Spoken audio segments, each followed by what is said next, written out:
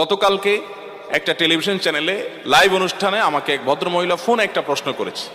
প্রশ্নটা শুনে আমি অবাক হয়ে গেছি এবং লাইভের মধ্যে আমি বললাম যে আপনার প্রশ্নের কি উত্তর দেব, আমি তো এই প্রশ্ন নিয়ে আমি ভাবতে ভাবতে আমি শেষ হয়ে যাচ্ছি।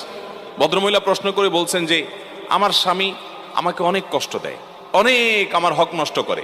সে বাহির থেকে আসে, এসে মোবাইল টিভি রিমোট নিয়ে বসে, আমার দিকে তাকায়ও না, জিজ্ঞেসও করে না, অসুখ বিসুখ খেলাম কি মরলাম দেখা দেখি নাই, আমার কোনো হক সে আদায় করে না। আমি নামাজ পড়তে গেলেও সে ডিস্টার্ব করে। শেষ পর্যন্ত আমার নামাজ যেতে অসুবিধা হয়, সে 2টা-3টা পর্যন্ত নানান গুনাহের কাজে লিপ্ত থাকে। তো আমার অসুবিধা হয় দেখে আমি যখন তাকে রিকোয়েস্ট করি যে আমার নামাজের সময় অন্তত আমাকে একটু নামাজটা পড়তে দাও, তখন সে বলে তুমি আরেক রুমে গিয়ে শো। তো ভদ্রমহিলার প্রশ্নের বিষয় হলো, বলতেছে হুজুর আমার জানার বিষয় হলো এই যে আমি আরেক রুমে গিয়ে ঘুমালাম, এতে কি আমার স্বামীর অধিকার নষ্ট করলাম কিনা। আমি বললাম